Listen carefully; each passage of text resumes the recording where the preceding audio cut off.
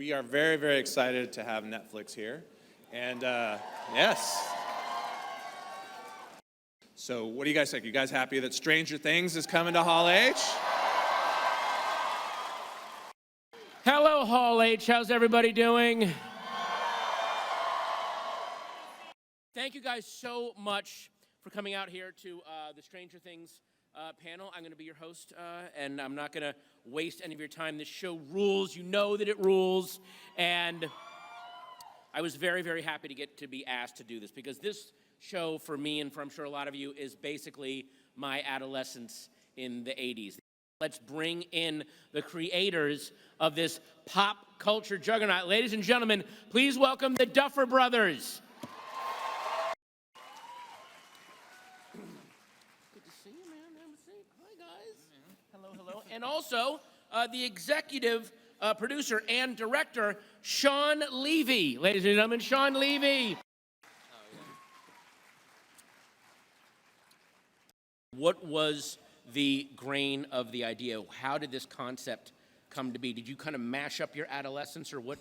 Yeah, I know. Like we're obviously big movie nerds. Have always been. That's what we wanted to do, and we started to get into television as it became more and more cinematic. Yes. Shorter seasons. They started to feel like big movies, and so we're like. I remember it was like True Detective, Cary Fukunaga doing that, and Steven Soderbergh's The Knick, and we just started going. I'm as excited or more excited by this stuff I'm seeing on television, if you even want to call it that. And so it was like, what would be the ultimate long movie? And it would be Spielberg directing a big, fat Stephen King book. And so John Carpenter doing this. Yeah, John Carpenter scoring With John Carpenter yeah. music, yeah. Right. So that was the dream, and that was sort of the ambition. Shawn, how did you get involved? What made you go, oh, I Well, gotta do this? my executive, Dan Cohen, he comes to me one day and he says, you need to stop what you're doing. I've read this script by these two twin brothers that no one's ever heard of, and it might be the best thing I've ever read. And I read it, and it was. And I didn't know kind of how it was going to work. And again, we didn't know if anyone was going to let us make it, and we definitely didn't know if anyone was going to watch it. Mm-hmm. But I knew that this combination of an 80s backdrop, genre, and character authenticity was going to be something special. And I told the brothers, you know what, whatever you need, that's what I'm going to do, and let's get this into the world. Of course, the girl next door with the tough side, Nancy Wheeler. Ladies and gentlemen, Natalia Dyer.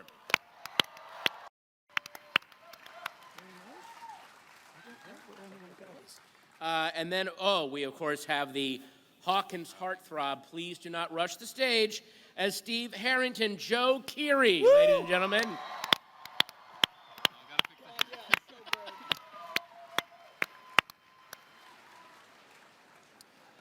Next, please welcome the best police chief in Hawkins, Indiana. Woo! Yeah. David K. Harbour. Bringing back the, yes. Hellboy's got a dad bod. Okay. Wow. And now, yeah, Matthew Modine, ladies and gentlemen. He was out selling ecstasy all day. Now he's here. That's right. Sit down, Matthew. Yeah. How you doing, man? Wow. Should you be more you're going to turn into a skateboard. Like, just try to unmellow yourself. My God. There is not a kid in the world who can handle a slingshot better than this guy. Please welcome the ultimate bandana-wearing badass, Lucas Sinclair, Caleb McLaughlin, ladies and gentlemen.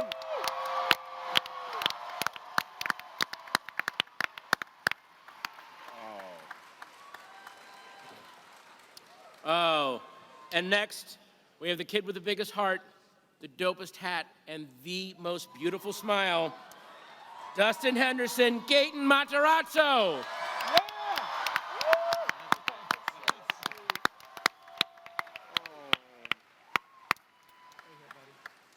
And now, the only boy who has escaped the upside down, Will Byers, Noah Schnapp, ladies and gentlemen.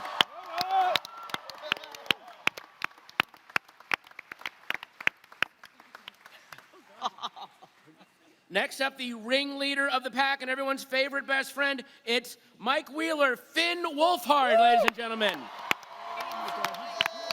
Yeah. Finn Wolfhard. And lastly, in a world of 10s, being 11, ladies and gentlemen, welcome the girl who can flip vans with her mind, Millie Bobby Brown.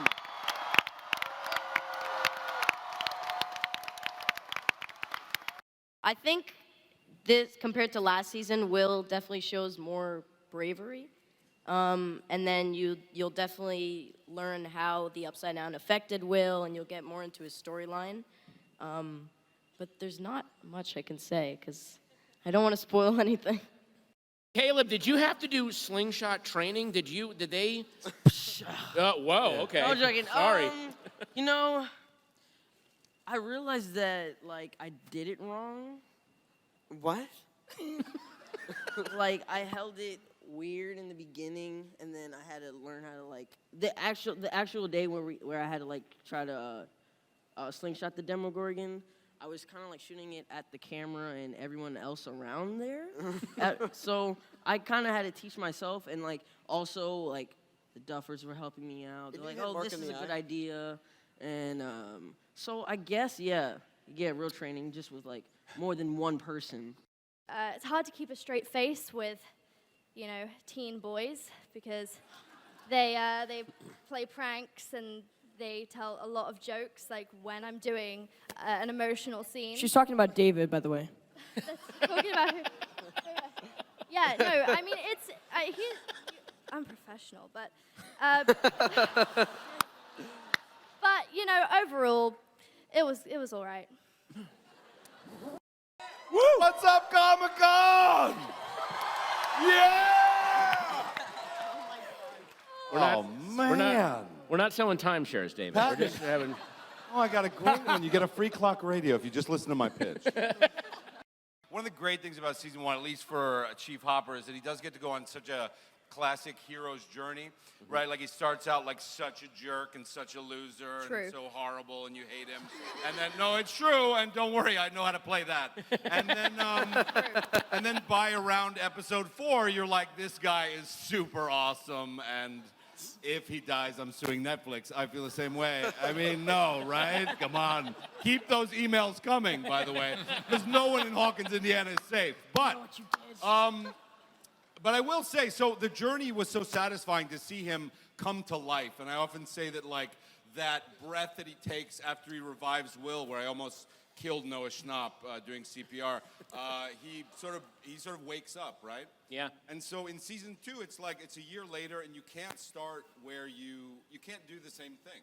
You can't wake up again. So I think one of the really interesting, subtle things about the arc in season 2, which I can tell you, is that there is a psychology of a heroic action where someone does something heroic, and then whether or not they can live up to that in their daily life, or whether or not there are perils even of your own being a savior complex, and the sort of intricate psychology of like what that makes you as a human being and the pitfalls of that. So you're going to see a wildly different arc in season 2, but to me it's just as satisfying like where we get to in the end. And it all begins with leaving Egos for a character in the woods who he feels like might still be out there.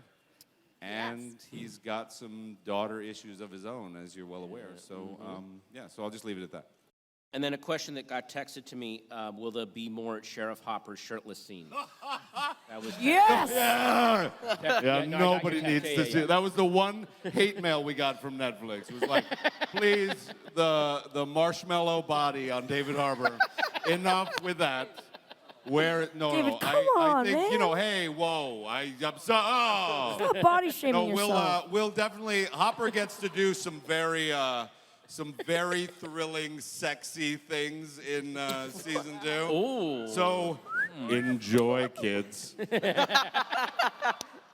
The wonderful Duffer Brothers and Shawn Levy, they created an amazing script that provided each of us with characters. That's where it all begins, you know. Yeah. And you take those words and you try to create a character and bring that person to life. It was a great pleasure. I mean, yeah, a credit to these boys for giving us characters that are more than what they seem, that are complex, and that feel very real. And that's honestly, it's a gift, and it's a lot of fun. Yeah. It's like on the paper, it seems very one-sided. Where I remember like reading the first episode, you read the character and it could just be some jerk. But I think, at the end of the day, you want to bring a real person, to this thing that is such a great group of people. The first person I am going to introduce is a new character named Billy, and it's played by Dacre Montgomery. Everybody. And next we have Max, a.k.a. Mad Max, played by the wonderful Sadie Sink. And we have the newest addition to Hawkins' lab, Dr. Owens, played by Paul Reiser. Yeah. Thank God I'm here. Before we talk. Would you guys be interested in seeing maybe a new trailer for season 2?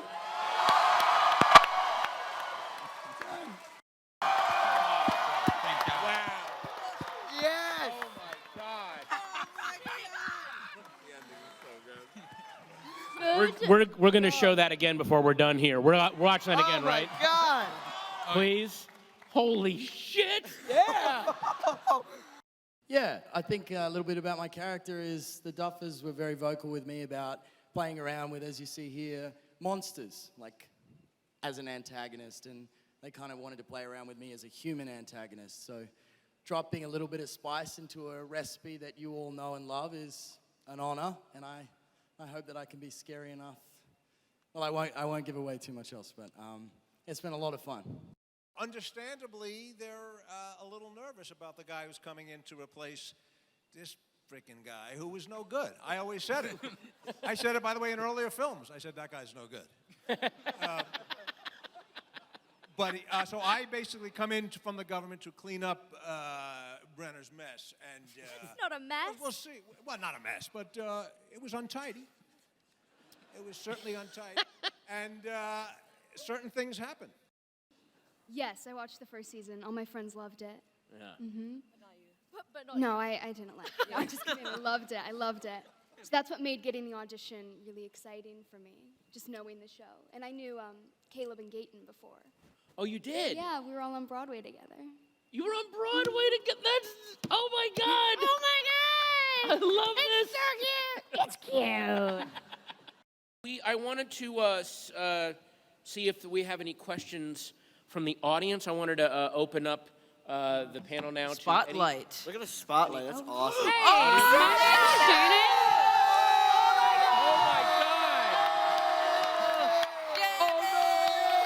I was wondering.